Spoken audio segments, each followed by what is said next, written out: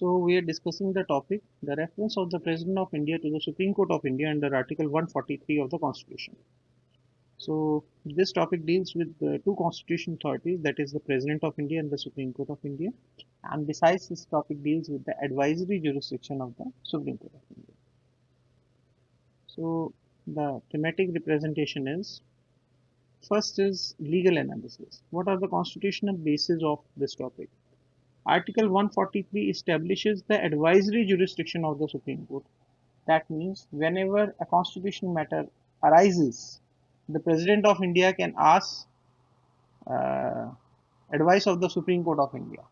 And when this advice is taken, it is taken upon the two facts, that is question of law and question of fact of public importance. Obviously, if the question of highest legal importance in the country arises, it is the Supreme Court, which is the highest court of interpretation, that can answer this question. Second basis is the scope of the advisory jurisdiction. Reference can be made for any matter where legal clarity is the necessity. If a matter has legal ambiguity, a term is carrying more than one meaning, obviously it is the Honorable Supreme Court that provides the maximum interpretation of that answer. And second, it is on significant national interest. That means generally the question of regional interest, or generally the question not involving the question of law or question of fact, are not discussed by the Supreme Court of India. Next is, there are two types of references. First is under Article 143 and second is 143 subclause 2.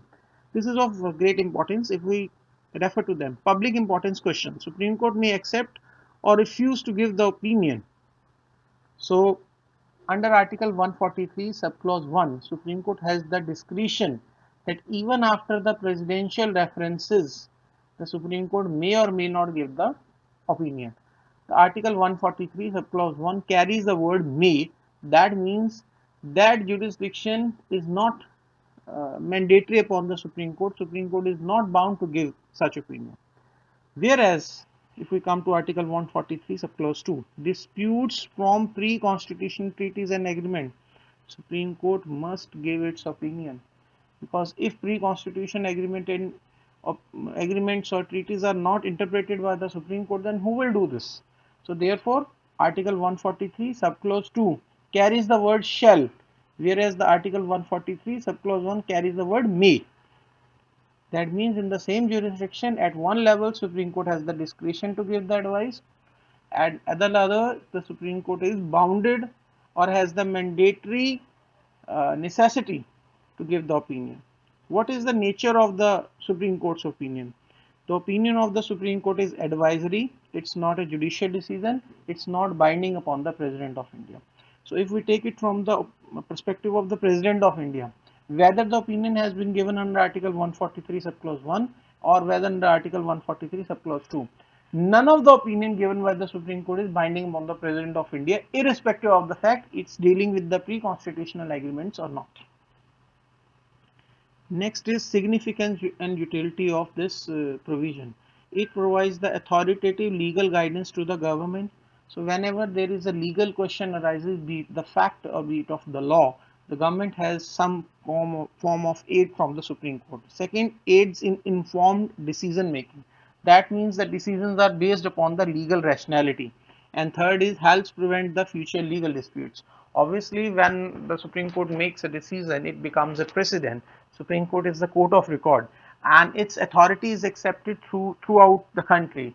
Therefore, it provides finality to the fact that over which the Supreme Court has given its opinion. So obviously, Article 143 solves many of the issues when the Supreme Court exercises its jurisdiction. So the core theme of the topic is Article 143 empowers the President to seek the Supreme Court's non-binding advisory jurisdiction. But non-binding is applicable under Article 143 subclause 1 from the perspective of Supreme Court. But when it comes to the word non-binding here the non-binding is applicability upon the President of India. So none of the opinion, be it of Article 143 subclause 1 or be it the Article 143 subclause 2, are binding upon the President of India. So none of the opinion can be binding. Non-binding advisory opinion on important legal factual matters, aiding informed governance and constitutional clarity.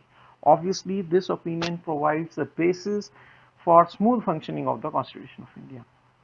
If you have any question over this topic, you can ask me in the comment box. I'll try to answer your question. Thank you.